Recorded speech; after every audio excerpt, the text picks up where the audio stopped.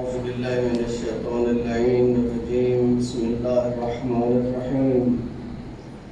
الحمد لله رب العالمين بارئ الخلائق أجمعين، ثم الصلاة والسلام على سيدنا ونبينا ومولانا أبي القاسم محمد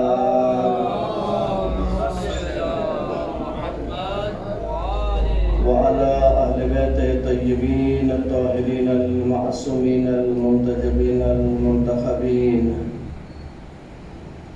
أما بعد، فقد قال الحكيم في محكم كتابه وقوله الحق وهو أصدق القائلين. بسم الله الرحمن الرحيم. يا أيها الذين آمنوا كتب عليكم الصيام كما كتب على الذين من قبلكم لعلكم تتقون. ایسا ایوان ایمان آپ کے روزوں کو فرض کیا گیا جیسا کہ یہ سابقہ امتوں پہ فرض تھے کہ شاید تم اس عمل کے ذریعے، روزہ کے ذریعے تقویٰ کی راہ اختیار کرو. ایمان اور صبر، کل آپ کی خدمت میں عرض کیا کہ صبر کو ایمان کے ساتھ وہی نسبت ہے جو سر کو جسم کے ساتھ ہے.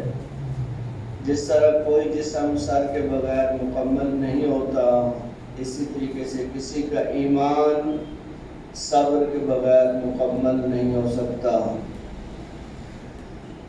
صبر کی 3 اقسام آپ نے خدمت میں عرض کی. پہلی قسم کے اوپر بات چل رہی تھی کہ صبر مصیبتوں کے سامنے. اس اہم نقطے کی طرف توجہ ضروری ہے کہ مصیبتیں، تکالیف یہ قانون قدرت ہے، اس سے کوئی مستثنا نہیں ہے. لیکن سوال یہ ہے کہ جن مصیبتوں کا ہمیں سامنا ہوتا ہے وہ کیا ہمارے اعمال کا نتیجہ ہے یا اللہ کی طرف سے آتی ہے؟ یہ بہت بڑا ایک سوال دماغوں میں. جب انسان کسی مشکل میں گرتا ہے، کسی بڑی تکلیف میں آتا ہے تو سوچتا ہے کہ کیا ایسا کیا میں نے، کیا ایسی غلطی ہوئی مجھ سے، کیوں میرے اوپر یہ مصیبت آئی ہے. اس قسم کے سوالات اٹھنا ذہن میں ہے اور ہوتے رہتے ہیں سوال. علماء فرماتے ہیں جو روایات سے بات سمجھ آتی ہے کہ جو مصیبت تجھے اللہ کی طرف لے جائے وہ اللہ کی طرف سے ہے، اور جو مصیبت تجھے اللہ سے دور کر دے وہ تیرے نفس کی طرف سے ہے. مجھے یاد ہے کہ ظاہراً 2005 میں کشمیر میں جب زلزلہ ہوا تو بڑی تباہی ہوئی وہاں پر. تو وہاں جو قم المقصہ میں کشمیر کے طالب علم تھے، ان کی تسلی کے لیے، تشفی کے لیے ایک مجلس کا انعقاد ہوا اور دوستوں نے کہا کہ آپ مجلس پڑھیں. میں نے کہا بھی اتنے سینئر دوست ہیں یہاں پہ، آپ خواہ جو ہے. انہوں نے کہا نہیں، بس دوستوں کو کہنے آپ پڑھیں. اب میں اس سوچ میں پڑھ گیا بھی علماء کے سامنے مجلس پڑھنا بہت مشکل کام ہوتا ہے، عوام میں پڑھنا کوئی مشکل نہیں ہوتا ہے. اب علماء کے سامنے پڑھنا موضوع بھی ہو، پھر الفاظ کی ادائیگی بھی صحیح ہو، آیت بھی صحیح پڑھے، کوئی ہونا سارے وہ چیزیں پکڑی جاتی ہیں وہاں پر. تو اب موضوع جو سمجھ میں آتا تھا کہ بھئی اتنی بڑی آفت آئی ہے، اس آفت کے پیچھے کیا ہے. تو مجھے یاد ہے کہ وہاں پہ ایک استاد تھے، میں ان کی خدمت میں حاضر ہوا. میں نے کہا کہ روایات سے یا آپ اپنے طریقے سے بتائیں کہ کسی بھی مصیبت کی گہرائی تک جانے کا طریقہ کیا ہے، ہم کیسے سمجھیں کہ یہ آنے والی مصیبت، وہ زلزلہ تو میں باب مثال ہے، زندگی میں بہت ساری اور مسائل ہیں. انہوں نے کہا کہ اس کو 2 طریقے سے آپ سمجھ سکتے ہیں. پہلا طریقہ یہ ہے کہ اس مصیبت کے آنے کے بعد آپ بالکل تنہائی میں چلے جائیں اور کوئی سی دعا، مثلا دعا کمیل، مثلا دعا توسل، یا اور جو مفاتی کے اندر مختلف دعائیں ہیں، یا امام سجاد علیہ السلام کی دعائیں ہیں، ان دعاؤں میں سے کسی دعا کو پڑھنا شروع کریں. اگر دعا کے دوران آپ پہ رقت غالب ہو جائے، آپ سمجھ جائیں کہ یہ مصیبت اللہ کی طرف سے آئی ہے. لیکن پوری دعا کے بعد اگر آپ کی آنکھوں میں نمی نہیں آتی، کیونکہ گناہ کا ایک اثر یہ ہوتا ہے کہ دل سخت ہو جاتے ہیں، گناہ کا ایک اثر یہ ہے، تاکہ اگر آنکھوں میں نمی نہیں آئی تو سمجھ لیں کہ وہ مصیبت آپ کے کسی گناہ کا نتیجہ، کیونکہ روایتوں میں دونوں جملے ہیں، البلاء للولا، مصیبتیں، تکالیف، پریشانیاں یہ تو ہیں ہی ہمارے چاہنے والوں کے لیے، اور دوسری جگہ پہ ہے البلاء عن الذنوب، مصیبتیں، تکالیف، بلائیں تمہاری ناکامیوں، تمہارے گناہوں، تمہاری اپنی بدکاریوں کا نتیجہ ہے۔ اب یہاں پہ انسان ڈبل مائنڈڈ ہوتا ہے کہ کیسے سمجھ آئے؟ تو سالے کا پہلا طریقہ یہ ہے کہ آپ دعا پڑھیں، اگر دعا میں رقت ہو جائے تو سمجھے کہ یہ اللہ کی طرف سے مصیبت ہے۔ دوسرا، مصیبت کے بعد اپنے قلب کا جائزہ لیں کہ آپ کے دل میں کیا خیال آتا ہے۔ بعض اوقات انسان سوچتا ہے کہ یہ مصیبت میرے اوپر کیوں آئی ہے، میرے اوپر کیوں یہ مصیبت آئی ہے، میں نے ایسا کیا کیا ہے؟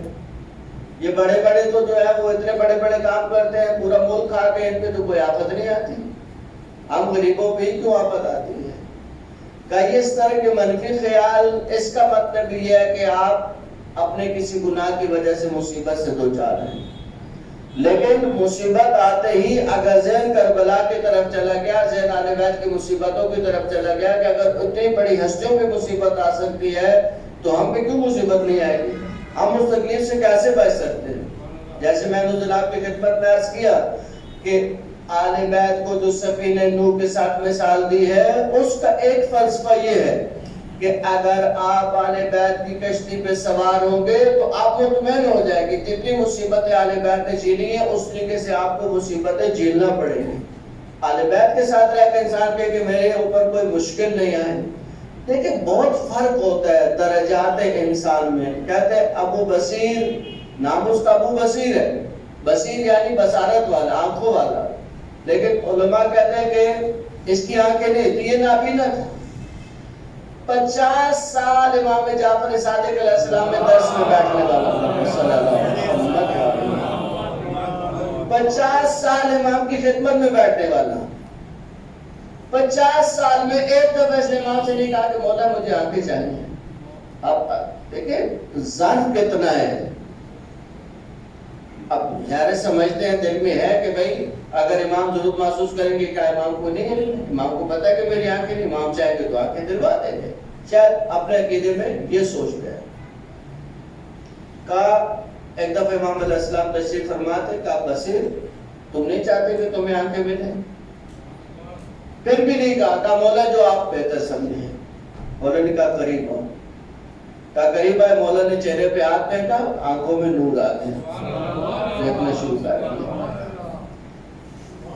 کچھ دنوں کے بعد مولا نے پھر بصیر کو بلایا، کہا وہ بصیر ایک بات کہہ دو تم سے کہ جنت کے کچھ درجات ہیں جو تمہیں اس صورت میں مل سکتا ہے کہ تم اپنی سابقہ حالت پہ چلے جاؤ، یعنی جیسے پہلے نابینا تھے ویسے نابینا ہو جائے، لیکن یہ اختیار ہے تمہارا، ہم تمہیں مجبور نہیں کر رہے، ہم تمہیں آپشن دے رہے ہیں۔ اگر جنت کے وہ درجات چاہیے تو تمہیں واپس اسی حالت پہ جانا ہے۔ کہا مولا اتنا عرصہ گزر گیا تو یہ بھی گزرے، مجھے جنت چاہیے، جنت کے وہ درجات بھی چاہیے۔ کہا مولا نے کہا قریب اور پھر ہاتھ پھیرا، پھر اسی صاحب کا حالت پہ چلے گئے۔ عزیزان یہ بیان کرنا کوئی مشکل نہیں ہے، سننا بھی کوئی مشکل نہیں ہے، لیکن آپ مقام عمل میں جائیں، پریکٹیکل دیکھیں کہ کیا واقعاً انسان کے اندر اتنا صبر، اتنا حوصلہ آتا ہے۔ آتے تھے آل بیت علیہ السلام کے چاہنے والے احمد کے پاس آتے تھے، میثم اعتبار کے بارے میں مشہور ہے کہ ایک دفعہ مولا کی خدمت میں آئے اور کہا کہ مولا گھر میں فاقے ہے، غربت ہے، مشکل ہے، میری مدد فرمائیں۔ کہتے مولا نے کہا وہ نیچے پتھر پڑا وہ اٹھا کے دو مجھے۔ وہ پتھر اٹھایا، مولا نے کچھ پڑھا، اس پہ پھونکا، وہ سونے میں تبدیل ہو گیا۔ کہا جاؤ اپنی زندگی کے معاملات کیسے پورے کرو۔ اب میثم کو معمولی چیز تو نہیں ہے۔ میثم نے کہا مولا اس پہ پڑھا کیا آپ نے؟ मिसम ने जब पूछा तो मौला ने कहा मैंने इसमें 70 बार हम पढ़ी है। कहते मिसम के चेहरे पे मुस्कुराहट आई। मौला ने पूछा क्यों मुस्कुरा रहे हो? अब मौला एक तो वक्त की मुश्किल हाल हो गई और एक नुस्खा हाथ में आ गया। मौला मुस्कुराए का मिसम पत्थर पे 70 बार हम पढ़ने से सोना बन जाता है अगर पढ़ने वाला अली इब्न अबी तालिब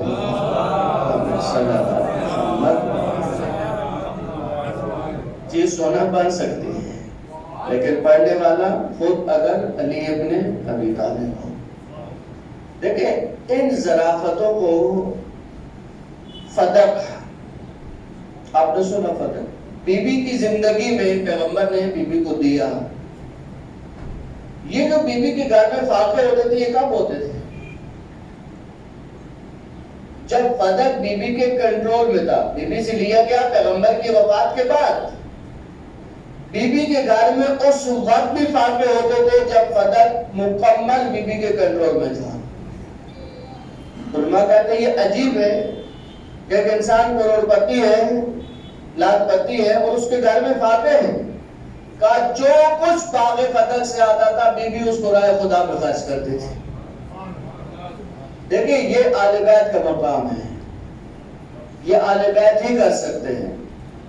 अमीरुल मोमिनीन अली इब्न अबी तालिब अलैहिस्सलाम जंग खैबर से वापस आ रहे हैं। कहा कि जंग खैबर में जो कुछ लोगों को मिला वो बहुत कम था जो मौला अमीर को मिला, इसलिए कि जंग का कानून है जिसको आप उर्दू में कहते हैं हिस्सा बकदरे जुस्सा। जंग का कानून है कि जंग में जिसने जितना किरदार अदा किया है, जो उसका क्रेडिट है, उसके हिसाब से उसको माले गनीमत मिलता है। जंग खैबर का सबको मालूम है, अगर चाहे मुसलमान अपनी किताबों में इसको नहीं लिखते। हमारे उलमा ने पूछा, उस बोर्ड वालों से पूछा, जो पाकिस्तान के नाम निहाद बोर्ड है, तालीमी बोर्ड, उनके सरपरस्तों से पूछा कि भाई आपको तो पता है कि ये वाक़या अमीरुल मोमिनीन का है, आप इसको क्यों नहीं लिखते, नाम के साथ क्यों नहीं लिखते? उसने अजीब जवाब दिया और वो जवाब उनकी हद तक सही है। उनको जो परेशानी उनकी हद तक सही परेशानी है।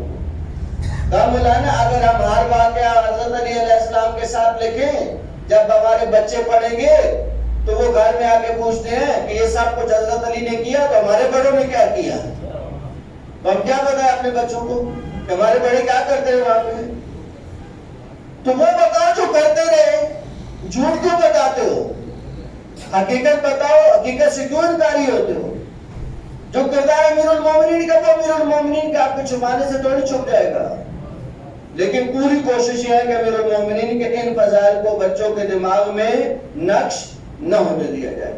फिर हमारी जिम्मेदारी है कि हम इन मजालिस के जरिए, इन महफिल के जरिए, अपनी गुफ्तगुओं के जरिए घर में बच्चों को बिठाकर बताएं कि नहीं ये वाक़यात अमीरुल मोमिनीन अली इब्न अबी तालिब अलैहिस्सलाम के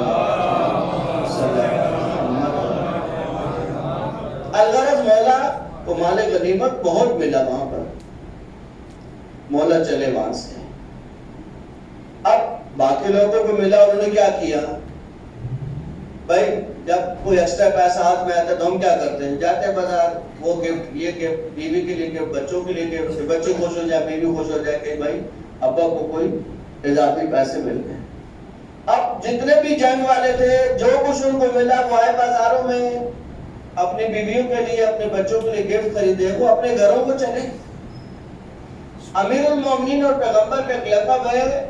पैगंबर फरमाते हैं ए अली अना व अंत अबवा हाज़िल उम्मा, ए अली मैं और आप इस उम्मत के बाप हैं, इस उम्मत के बाप हैं, सरपरस्त हैं इस उम्मत। कहा कि अमीरुल मोमिनीन आए मदीना में, वो कटड़ी जिसके अंदर वो माले गनीमत है वो मौला के कंधे पर है। का मौला का गुजर उस मोहल्ले से हुआ जहाँ यतीम रहते थे, जिनके बाप साबका जंगों में शहीद हो गए। वो मायूस होकर खड़े हैं, वो देखते हैं कि लोग अपने घरों में तोहफे लेके जा रहे हैं। وہ سوچتے ہیں کہ کاش ہمارا باپ بھی ہوتا، ان کی بیوائیں سوچتی ہیں کاش ہمارے سہاگ سالم ہوتے تو آج ہمارے گھر میں بھی کوئی چیز آتی۔ کہا کہ کوفہ کے جو بچے یتیم تھے، مولا ان سے اتنی محبت کرتے تھے، اتنی محبت کرتے تھے کہ جو بچے یتیم نہیں تھے وہ خواہش کرتے تھے کاش ہم بھی یتیم ہوتے کہ یہ شفقت ہمیں بھی نصیب ہو۔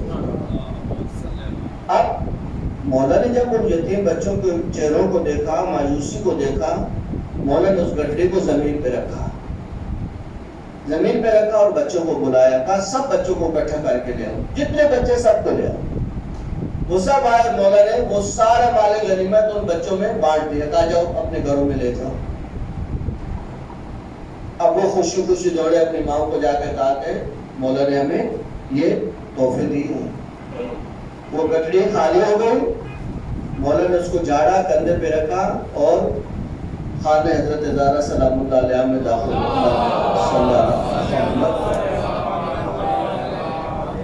جب بی بی کے گھر میں مولا داخل ہوئے تو بی بی نے ہم نادانوں کے لیے پوچھا، بھلا بی بی سے کیا مخفی ہے؟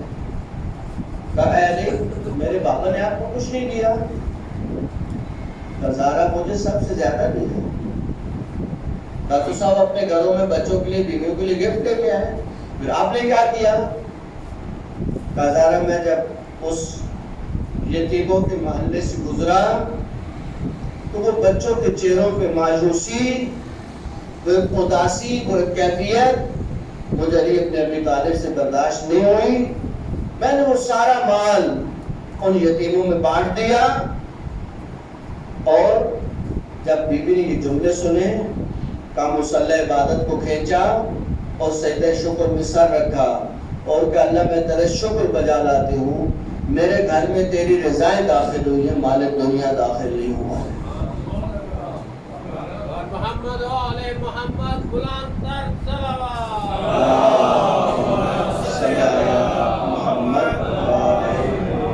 ایک کریکشن بھی ضروری ہے۔ بعض مومنی یہ تصور کرتے ہیں کہ جب ہم آئمہ کی مثلاً فاقہ پڑھتے ہیں کہ امیر المومنین فاقے سے ہوتے تھے، گھر میں فاقے ہوتے تھے، تو عام طور پہ اگر آپ کسی کو کہیں کہ فلاں کے گھر میں فاقہ ہے تو یہی سمجھ آتا ہے کہ بھئی بندے خدا کے پاس جاب نہیں ہے، پیسے نہیں ہے اس کے پاس، فاقہ کیوں کرے گا عام آدمی؟ لیکن اہل بیت کے فاقوں کا قطعاً یہ مطلب نہیں ہے کہ ان کے پاس کھانے کے لیے پیسے نہیں ہوتے تھے۔ امیر المومنین کے بارے میں بعض علماء فرماتے ہیں کہ اگر اپنے زمانے کے ارب پتی نہیں تھے تو کروڑ پتی ضرور تھے۔ تو پھر کہاں جاتے تھے وہ پیسے؟ اتنا پیسہ جاتا کہاں تھا؟ وہ یتیموں میں بڑھتا تھا، وہ لوگوں پہ تقسیم ہوتا تھا، مولا کا لنگر چلتا تھا۔ وہ مشہور ہے لنگر کے بارے میں ایک واقعہ نہیں معلوم کیونکہ روزے کے عالم میں بہت احتیاط سے چیزیں دیکھنی پڑتی ہیں، لیکن جو مشہور پڑھتے ہیں علماء، ایک شخص آیا اور اس نے لنگر کی لائن میں لگا، جب اس کی باری ہے تو نے کہا مجھے 2 لوگوں کا کھانا چاہیے۔ تو تقسیم کرنے والے نے کہا بھئی تو اکیلا ہے، تجھے 2 کا کیا کرنا ہے؟ کہا وہ دروازے پہ ایک شخص بیٹھا وہ پانی میں بھگو بھگو کے روٹیاں کھا رہا ہے، کہ اللہ کے بندے یہ لنگر اسی کا تو ہے۔ یہ اہل بیت کا مقام ہے کہ لوگوں کو کھلا کر خود انتہائی معمولی غذا کھاتے ہیں۔ یہ عام بندے کی بس میں نہیں ہے، عام بندہ یہ تصور بھی نہیں کر سکتا۔ اچھا یہ اہل بیت کرتے ہیں، اہل بیت کے بچے ہیں۔ حضرت زینب سلام اللہ علیہ کی چھوٹی سی عمر ہے، صلوات بھیجیں، ظاہراً بہت چھوٹی عمر ہے۔ امیر المومنین گھر میں داخل ہوئے، بی بی سے پوچھا کہ بی بی ایک فقیر باہر کھڑا ہے، کھانے کے لیے کچھ ہے گھر میں؟ بی بی نے کہا کہ بس ایک بچی ہے وہ سو رہی ہے، اس کا کھانا، باقی بچوں نے کھا لیا، زینب سو رہی ہے، ان کا کھانا رکھا ہوا ہے۔ کہا کہ بی بی نے باہر سے اپنے آرام گاہ سے آواز دی کہ بابا میرا کھانا دے دے فقیر کو۔ یہ اہل بیت کے بچے ہیں، یہ اہل بیت کی تربیت ہے۔ مصیبتیں آتی ہیں انسان پر، مصیبتوں سے نہیں پریشان ہو، مصیبتیں جب بھی آئیں، تکالیف جب بھی آئیں، اہل بیت کی طرف رخ کریں۔ آپ بھول جائیں گے اپنی مصیبتوں کو، آپ بھول جائیں گے اپنی تکالیف کو، آپ اپنی مصیبت نہیں لگیں گے۔ بھلا اگر انسان اس مرحلے پہ نہیں آتا تو پھر اس کو اطمینان رکھنا چاہیے کہ کوئی آفت ہے، کوئی مصیبت ہے. دیکھیے یہ عقدے اگر اہل بیت حل نہیں کرتے، میں نہیں سمجھتا اس سے بڑی تکلیف کسی مومن کے لیے ہو کہ وہ فرش عذاب پہ ہو، مولا کی مجلس ہو، مصائب ہو رہے ہو اور اس کی آنکھوں میں آنسو نہیں ہو. میں نہیں سمجھتا کسی مومن کے لیے اس سے بڑی مصیبت ہو سکتی ہے. اگر وہ سمجھے تو اس سے بڑی مصیبت نہیں ہے. کیوں؟ اتنی بڑی بات میں نے کہی آپ کی خدمت میں، کیوں؟ اس کے پیچھے مولا متقیان، مولا مشکل کشا.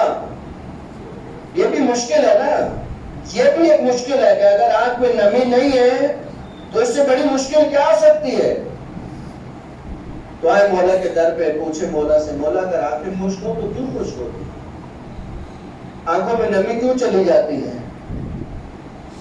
شاید یہ دوسری دفعہ آپ کی خدمت میں عرض کر رہا ہوں ان دنوں میں. مولا کا مشہور جملہ، مولا فرماتا ہے ما جفت الدموع، آنکھیں کبھی خشک نہیں ہوتی، آنکھوں سے کبھی نمی نہیں آتی ہے.